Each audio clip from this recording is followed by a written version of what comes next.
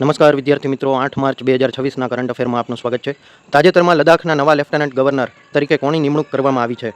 તો સાચો જવાબ આવશે મિત્રો સૈયદ અતા હસનૈન.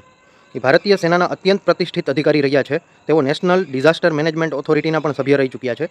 લદ્દાખ જેવા વ્યૂહાત્મક રીતે મહત્વપૂર્ણ કેન્દ્રશાસિત પ્રદેશમાં તેમનો લશ્કરી અનુભવ સુરક્ષા અને વિકાસ માટે મહત્વનો સાબિત થશે. ચલો next. ICC men's T20 world cup 2026ની સેમીફાઇનલમાં ભારતે કોને હરાવીને ફાઇનલમાં પ્રવેશ કર્યો? તો આપણે હરાવી દીધું છે ઇંગ્લેન્ડને.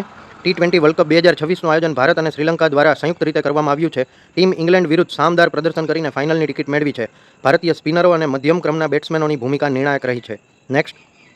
RN રવિને કયા રાજ્યમાંથી સ્થળાંતરિત કરીને પશ્ચિમ બંગાળના નવા રાજ્યપાલ તરીકે નિયુક્ત કરવામાં આવ્યા છે? તો સાચો જવાબ આવશે મિત્રો તમિલનાડુ. RN રવિ 1976 બેચના IPS અધિકારી રહી ચૂક્યા છે. પશ્ચિમ બંગાળના રાજ્યપાલ તરીકે તેમની નિમણૂક એવા સમયે થઈ છે જ્યારે રાજ્ય અને કેન્દ્ર વચ્ચે વહીવટી તાલમેલ મહત્વનો છે. આ પહેલાં તેઓ નાગાલેન્ડના રાજ્યપાલ અને ઉત્તર પૂર્વ ભારતના શાંતિ વાર્તાકાર તરીકે પણ સેવા આપી ચૂક્યા છે. નેક્સ્ટ. તાજેતરમાં શ્રીલંકાના દરિયાકાંઠે કયા દેશનું યુદ્ધ જહાજ ઇરિસ દેના ડૂબી ગયું? તો સાચો જવાબ આવશે મિત્રો ઈરાન. ઇરિસ દેના એ ઈરાનનું મોજ ક્લાસનું સ્વદેશી બનાવટનું વિનાશક એટલે કે ડિસ્ટ્રોયર જહાજ હતું. હિન્દ મહાસાગરમાં તાલીમ મિશન પર હતું ત્યારે શ્રીલંકાના કિનારા પાસે તકનીકી ખામી અથવા અકસ્માતને કારણે ડૂબી ગયું હોવાના અહેવાલો છે.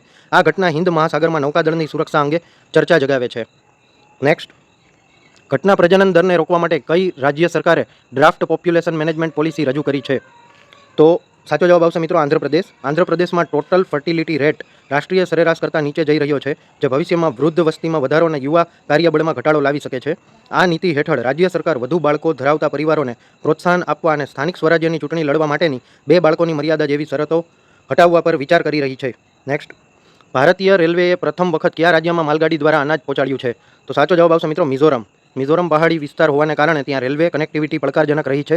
રેલવે મંત્રાલયના કનેક્ટ નોર્થ ઇસ્ટ પ્રોજેક્ટ હેઠળ નવનિર્મિત બ્રોડગેજ લાઇન દ્વારા પ્રથમ વખત મોટા પાયે અનાજનો જથ્થો પહોંચાડવામાં આવ્યો છે, જે રાજ્યની ખાદ્ય સુરક્ષા માટે ઐતિહાસિક પગલું છે. નેક્સ્ટ.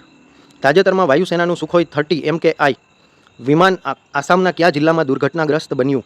તો સાચો જવાબ આવશે મિત્રો કાર્બી આંગલોંગ. સુખોઈ 30 MKI એ ભારતીય વાયુસેનાનું ફ્રન્ટલાઇન ફાઇટર જેટ છે. આ અકસ્માત આસામના ગાઢ જંગલો ધરાવતા કાર્બી આંગલોંગ જિલ્લામાં થયો હતો. વાયુસેનાએ આ દુર્ઘટનાનું ચોક્કસ કારણ જાણવા માટે કોર્ટ ઓફ ઇન્ક્વાયરીના આદેશ આપ્યા છે. ડેઇલી કરંટ અફેર ભણવાથી જો તમારા નોલેજમાં વધારો થયો હોય તો આ વિડીયોને લાઇક કરી દેજો, આ વિડીયોને શેર કરી દેજો અને તમે કઈ એક્ઝામની તૈયારી કરો છો એ કમેન્ટ મારી દેજો અને આ ચેનલને સબસ્ક્રાઇબ કરી દેજો. ધન્યવાદ.